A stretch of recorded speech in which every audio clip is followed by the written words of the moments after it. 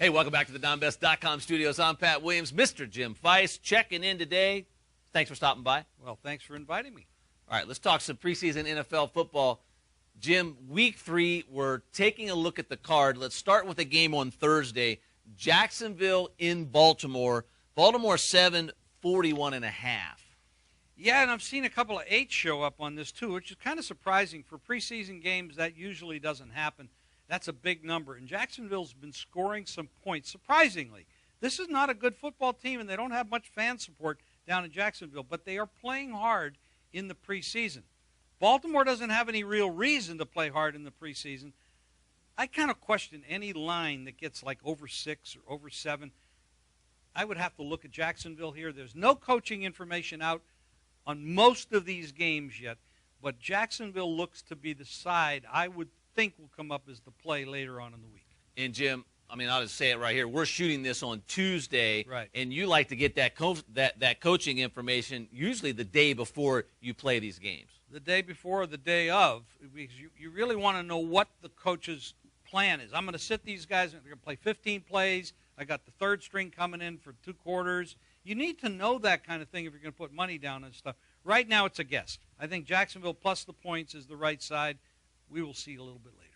And before we talk about our next game, which is a Friday matchup, New England and Tampa Bay, Bill Belichick, unconventional when it comes to information, just like he did against the Eagles on Monday night. I mean, we knew a couple. I mean, we didn't have much notice, right, but then all of a sudden he decided to play nobody. New England 6-44 Friday in Tampa Bay.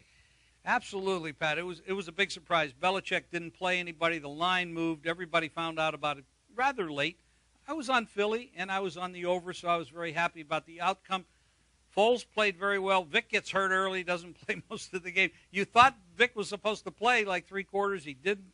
But the problem there was Philadelphia, their defense left the backups for New England march up and down the field. New England is loaded.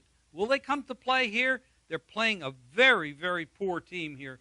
Tampa Bay's offensive line is horrible. Yes, they have some wide receivers where Freeman can throw it up and they can go get it because they're that talented, but this is a bad football team.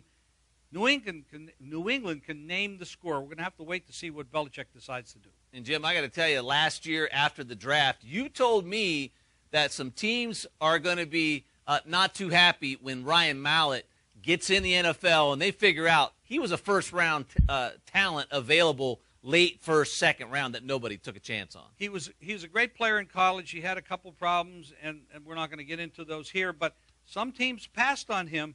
I think they made a big mistake. Mallett is going to be a superstar. Jim, I got to tell you, Saturday preseason game, Buffalo won, hosting Pittsburgh, 40.5 is the total. Neither of these coaches really care that much about preseason, but at some time, and it looks like it's going to have to be Saturday, Buffalo is going to have to try to put something together. They've been absolutely horrible so far, Pat, and their offensive line looks terrible. But if you look at this team, they have a lot of talent, and I don't know what they're doing, but I do feel that Chan Gailey is going to point to Game 3. This is the game at home that he's going to try to make a statement, hey, we are actually pretty good, and we can be optimistic about the season. This is a statement game, I feel, for the Bills. Pittsburgh, I don't think they really care very much about what happens in this football game. They're going to try to walk through this, show their stars for a little bit, and next week probably even less, and then go into week 1.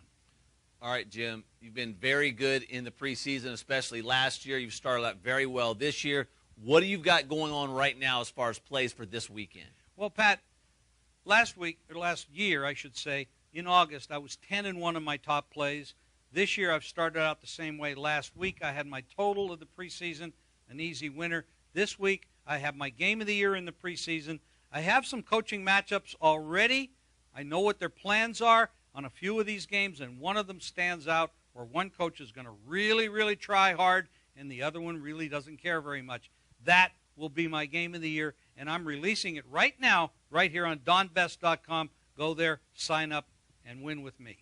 He's Jim Feist, one of the best in the business. 42 years. I know you hate me. So I'm not going to say it next week, but this week, 42 years in the business. Forget about it. All right, listen to me. Get Jim's play right here on our website. They're guaranteed winners.